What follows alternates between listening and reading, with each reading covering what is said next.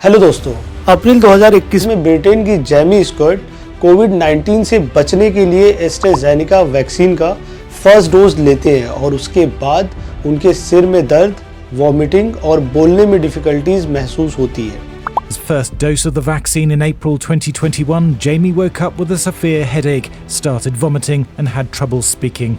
He was rushed to hospital where he was diagnosed with a clot that was stopping blood draining from his brain as well as a hemorrhage in the brain itself. Doctor उनकी wife cat से ये कहते हैं कि Jamie Scott के brain की surgery करनी होगी।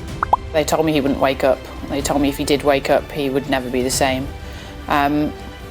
We often, especially to our parents when we talk about it, feel like the luckiest unlucky people. We know we were unlucky that it happened to us. We're very lucky that Jamie survived, but our lives are so drastically different. Surgery के 1 महीने तक Jamie Scott coma में रहते हैं। Coma से recover होने के बाद जैमी स्कॉट ना तो ठीक से बोल पाते हैं, ना कुछ सोच पाते हैं और ना ही उनकी दोनों आंखों से कुछ साफ साफ दिखाई देता है। और इन सब का जिम्मेदार वो वैक्सीन बनाने वाली एस्ट्राजेनेका कंपनी को मानते हैं और इसके लिए वो ब्रिटेन के एक कोर्ट में एस्ट्राजेनेका कंपनी के खिलाफ एक लॉ सूट फाइल करते हैं। पहले तो ये कंपनी ये मानती नहीं है कि उसकी वैक्सीन में कुछ ऐसा था जिससे ब्लड क्लॉटिंग हो सकती है, लेकिन फरवरी 2024 में एस्ट्राजेनेका कुछ डॉक्यूमेंट्स यूके कोर्ट में सबमिट करती है और ये एक्सेप्ट करती है कि इसके वैक्सीन्स में कुछ रेयर साइड इफ़ेक्ट्स होने के चांसेस हैं। 7 मई 2024 को एस्ट्राजेनेका कंपनी एक नोटिस निकालती है जिसमें वो ये कहती है कि वो अपनी कोविड-19 की वैक्सीन्स को विदड्रॉ कर रही है पूरे वर्ल्ड से, और उसने रीज़न बस ये दिया कि सरप्लस की वजह से उन्होंने अपनी वैक्सीन को विदड्रॉ कर लिया है।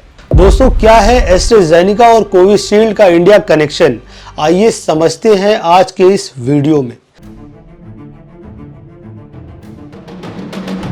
जब कोविड शुरू हुआ था तब इंडिया में कोविड से लड़ने के लिए 3 वैक्सीन का यूज किया गया था, कोवैक्सीन, कोविशील्ड और स्पुतनिक वी। इन तीनों वैक्सीनों में से एक कोविशील्ड बनाने वाली ब्रिटेन की कंपनी ऑक्सफोर्ड एस्ट्राजेनेका थी, जिसका फॉर्मूला यूज करके सीरम इंस्टीट्यूट ऑफ इंडिया ने कोविशील्ड को अपने लैब में बनाया था। कुछ रिपोर्ट्स की माने तो सीरम इंस्टीट्यूट ऑफ इंडिया ने दुनिया के सबसे बड़े इलेक्ट्रॉल बॉन्ड स्कैम में बीजेपी को 52 करोड़ रुपए दिए थे। यही वजह है कि जिन लोगों ने कोविशील्ड लिया है वो आज डरे हुए हैं। उन्हें ये लगता है कि सरकार ने जानबूझकर उन्हें मौत के साए में ढकेल दिया है। और यहाँ पर एक सवाल सरकार से भी बनता है कि सरकार ने ऐसी कंपनी के फॉर्मूले को क्यों लाइसेंस दिया जो पहले से ही शक के घेरे में थी। कोविड-19 की शुरुआत सबसे पहले चाइना के वुहान शहर दिसंबर 2019 में शुरू हुई। इंडिया में पहली बार इस बीमारी को केरला में रिपोर्ट किया गया था जब 30 जनवरी 2020 को 3 मेडिकल स्टूडेंट्स वुहान से इंडिया आए और इस टाइम तक पूरी दुनिया सतर्क हो गई थी कोविड के केसेस को लेके। लेकिन हमारे देश में अभी स्टेट इलेक्शन की तैयारियां चल रही थी। WHO के बार बार अवेयर करने के बाद भी इंडियन गवर्नमेंट ने कोई स्ट्रॉन्ग स्टेप नहीं लिए थे। जब नेशनल कैपिटल में कोविड के केसेस बढ़ने लगे तब 22 मार्च को दिल्ली के साथ साथ इंडिया के 75 डिस्ट्रिक्ट्स में 14 घंटे का कर्फ्यू लगाया गया। 24 मार्च 2020 को बिना कुछ सोचे समझे और बिना किसी तैयारी के मोदी जी ने 21 दिनों का शगुन निकाला और देश के 138 करोड़ लोगों को घरों में बंद कर दिया।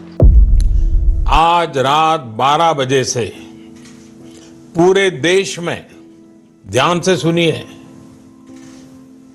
पूरे देश में आज रात 12 बजे से संपूर्ण देश में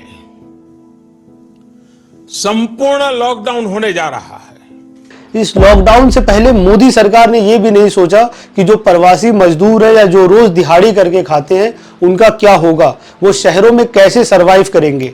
मेरे ख्याल से ये कोविड-19 का पहला मिसमैनेजमेंट था जिसने लाखों लोगों को बड़े बड़े शहरों से अपने गांव पैदल जाने पर मजबूर कर दिया। इस यात्रा में लाखों लोगों की जान चली गई। सिचुएशन बस से बदतर होती चली गई और हर दिन सुप्रीम लीडर का एक नया फरमान आ जाता था कि आज दिया जलाना है, आज ताली थाली बजानी है। और आभार कैसे व्यक्त करेंगे? ताली बजा करके, थाली बजा करके, घंटी बजा करके।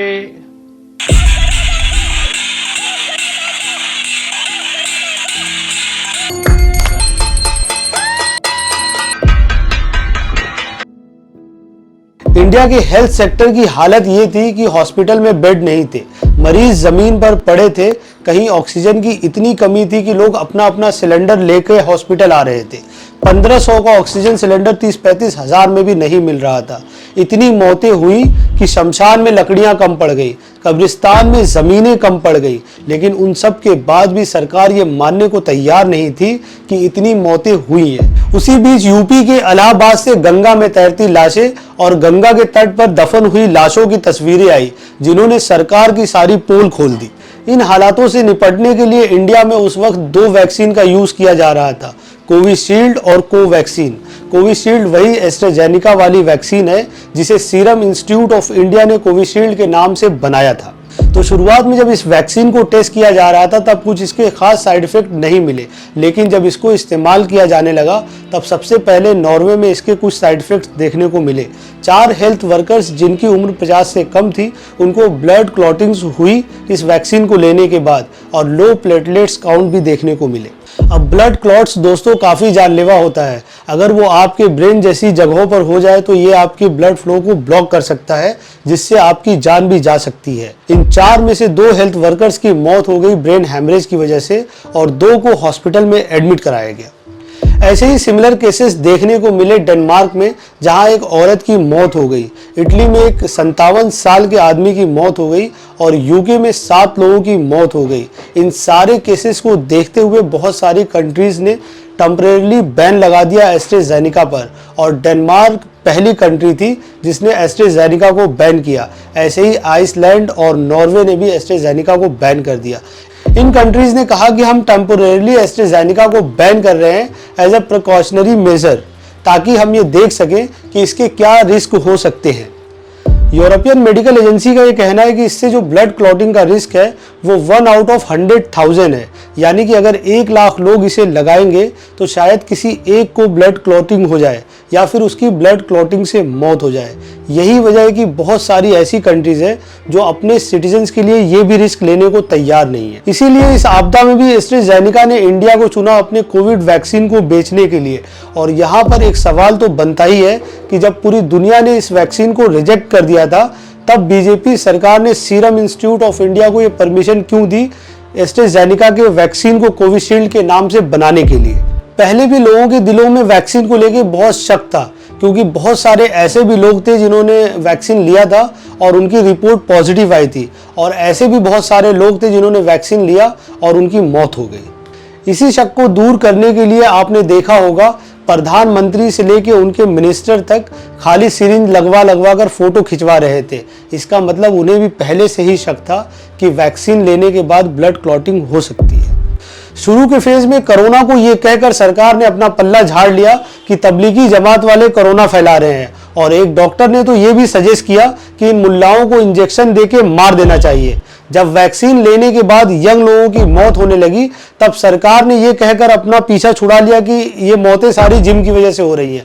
अब जिम वाले ये स्टेटमेंट सुनकर सत्ते में आ गए कि पहले तो 3 महीने सरकार ने वैसे ही इनका जिम बंद रखा, और अब जब जिम खुला है तो सरकार ये कह रही है कि जिम में मौतें हो रही हैं। याद होगा आपको, जब कोरोना की वैक्सीन लगाई जा रही थी तब हम सबको एक सर्टिफिकेट मिला करता था और उसमें मोदी जी का नूरानी चेहरा बना होता था, और बीजेपी हर जगह अपने प्रचार में ये कहती थी कि देखो मोदी जी ने फ्री में वैक्सीन लगवा दिया। अब अगर इस देश में फ्री मीडिया होती तो वो बीजेपी से ये जरूर पूछती कि क्या मोदी जी ने अपने घर से पैसे लाकर लगवा दिया वैक्सीन, या फिर ये लोगों ही का पैसा था जो लोगों पे खर्च हो रहा है। अभी आपने 2024 इलेक्शन में अमित शाह का एक बयान सुना होगा जिसमें वो लोगों को बता रहे हैं कि आपको वैक्सीन के लिए पैसे नहीं देने पड़े, और मोदी जी ने फ्री में आपको वैक्सीन लगवा दिया। और अब जब वैक्सीन की पोल खुली है तब बीजेपी ने चुपचाप मोदी जी की तस्वीर वैक्सीन सर्टिफिकेट से हटा दिया है, और बहाना ये दिया है कि आचार संहिता लगी है इसलिए हम मोदी जी की फोटो हटा रहे हैं। अब आते हैं दोस्तों कि क्या जिसने भी कोविशील्ड लिया है उन्हें डरने की ज़रूरत है या नहीं। तो खुद एस्ट्राजेनेका ने यह कहा है कि जिन लोगों ने भी इस वैक्सीन को लिया है उन्हें कुछ रेयर केसेस में टीटीएस यानी थ्रोम्बोसिस विद थ्रोम्बोसाइटोपिनिया सिंड्रोम हो सकता है, और कंपनी ने यह भी कहा है कि उन्हें खुद नहीं पता कि ये होता क्यों है। टीटीएस या वीआईटीटी एक रेयर सिंड्रोम है। थ्रोम्बोसिस यानी ब्लड क्लॉटिंग होना और थ्रोम्बोसाइटोपिनिया यानी प्लेटलेट्स का एक साथ कम होने से इसका रिजल्ट बहुत ही जानलेवा हो जाता है। इससे ब्रेन क्लॉटिंग या फिर हार्ट अटैक भी हो जाता है। इससे लंग्स में भी ब्लड क्लॉटिंग हो सकती है। ऑल इंडिया मेडिकल साइंस के क्लिनिकल हेमेटोलॉजी डिपार्टमेंट के associate professor doctor Mukul Agarwal ये बताते हैं कि किसी भी दवा या वैक्सीन के बाद कभी कभी कुछ एंटीबॉडीज बन जाती हैं जो बॉडी में क्लॉट्स करवा सकती हैं या फिर प्लेटलेट्स को भी कम करवा सकती हैं। हालांकि ये बहुत ही रेयर सिंड्रोम है। एक्सपर्ट्स ये मानते हैं कि ज़रूरी नहीं है कि जिन लोगों ने वैक्सीन लगवाया है उन सब के अंदर एक जैसी ही चेंजेस दिखे। हालांकि जिन्होंने भी वैक्सीन लगवाया उनको 6 हफ्ते के अंदर ही चेंजेस दिख जाते हैं, बट फिर भी अगर किसी वैक्सीन लगाए हुए इंसान को कोई चेंजेस उसकी बॉडी में दिखती है तो उसे फ़ौरन से डॉक्टर को दिखा लेना चाहिए। आज के लिए बस इतना ही, मिलते हैं अगले वीडियो में।